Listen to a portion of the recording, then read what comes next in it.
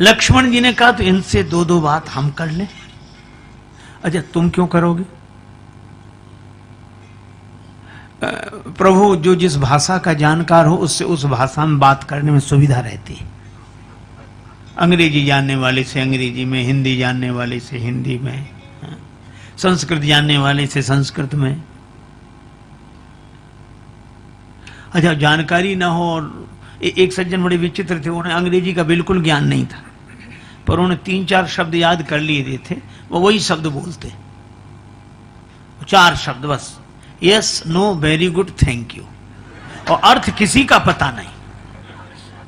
और गांव में अपना मस्त yes know very good thank you. अब जो नहीं समझते थे वो कहते बड़े योग्य आदमी है, जो समझते थे वो हंसते थे कि इनको 4 शब्द याद। एक बार ट्रेन में जा रहे थे, चोरी हो गई किसी की, उसकी अटैची खो गई, तो सबसे पूछ रहा था भाई साहब आपने अटैची देखी? अटैची देखी। तब तक वही मिल गए, बोले भाई साहब आपने अटैची देखी? उन्होंने सोचा अंग्रेजी बोलने का मौका अच्छा है, तो बोले यस। अरे बड़ी खुशी की बात, तो दे दीजिए। तो बोले नो। उसने कहा कि ये कोई बात हुई, तुम्हें मिल गई हो मना कर रहे हो, इतनी पिटाई लगाएंगे, 2-4 तमाचे लगाएंगे? तो बोले वेरी गुड। तो उसने 2 लपड़े लगाई, तो उसने सोचा पिट तो गई, आखिरी शब्द और बोल दे, बोले थैंक यू।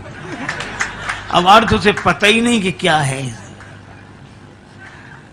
तो जो जिस भाषा का जानकार हो उससे उस भाषा में बात करने में सुविधा रहती है। लक्ष्मण जी ने कहा कि परशुराम जी आपकी भाषा समझ नहीं सकते, और परशुराम जी जो भाषा, जिस शैली में भाषा बोल रहे हैं वो भाषा आप बोल नहीं सकते। फिर का इनकी भाषा के विशेषज्ञ तो हम हैं, आप हमें आज्ञा दीजिए। राम जी मुस्कुराकर रह गए। लक्ष्मण जी प्रभु चरणों में प्रणाम करके गए और परशुराम जी से कहा कि महाराज आप दुखी क्यों हैं? परशुराम जी बोले लो और सुनो, इन्हें अब तक यही पता नहीं है कि हम दुखी क्यों हैं। अरे ये धनुष टूट गया है। अच्छा धनुष टूट गया तो आप क्यों टूटे जा रहे हैं? क्या आप धनुष हैं? नहीं नहीं वो बात तो नहीं है, लेकिन अच्छा तो आपका है धनुष? नहीं हमारा नहीं। अच्छा हमारे गुरुजी का है। अच्छा तो गुरुजी ने इसकी रखवाली आपको दी थी क्या? नहीं नहीं उन्होंने भी नहीं, उन्होंने जनक जी को दिया और जनक जी ने तोड़वा दिया। हाँ फिर आप काहे को परेशान हो? परशुराम जी सोचने लगे कि बाल कह तो ठीक रहा है, हमारा धनुष है नहीं, और हम धनुष के टूटने से इतने दुखी क्यों? कई बार आपको ऐसे लोग मिलेंगे, हम लोगों को तो प्राय मिलते हैं, कहते महाराज हम बहुत परेशान हैं, बहुत परेशान हैं महाराज, हम बहुत परेशान। उनसे पूछो क्यों परेशान हो, तो कहते हमें खुद समझ में नहीं आता कि हम क्यों परेशान हैं। अच्छा बोलो समझ में आ जाए तो आधी से ज्यादा परेशानी क्यों हो जाए, पर उन्हें समझ ही नहीं आता। रोगी पीड़ा का अनुभव करता है पर रोग कौन सा है ये तो वैद्य बताते हैं। लक्ष्मण जी जीवाचार्य हैं।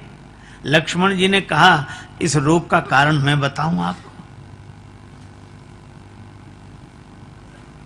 परशुराम जी ने कहा नहीं मैं धनुष टूटने से दुखी हुआ हूं। लक्ष्मण जी ने कहा हमने बचपन में बहुत से धनुष तोड़े, तब तो आप नाराज होते हुए आए नहीं, इसी धनुष पर क्यों? देखो बड़ा सुंदर संकेत है, इसको बोलते हैं आसक्ति। इसका नाम है आसक्ति। ये कभी भी आ सकती, कैसे भी आ सकती, कहीं से भी आ सकती, बल्कि आसानी से आ सकती, मुश्किल से जा सकती। ये ममता, इस धनुष से आपकी ममता है ना? अच्छा देखो हम लोग अखबार पढ़ते हैं सवेरे सवेरे, उसी समय जलपान करते हैं, चाय लेते हैं, 2-4 मित्र इकट्ठे होकर चाय पी रहे, अखबार पढ़ रहे, अरे ट्रेन दुर्घटना, कितने 50 आदमी मर गए। अरे ज्यादा मरे होंगे, अखबार में कम छापते हैं।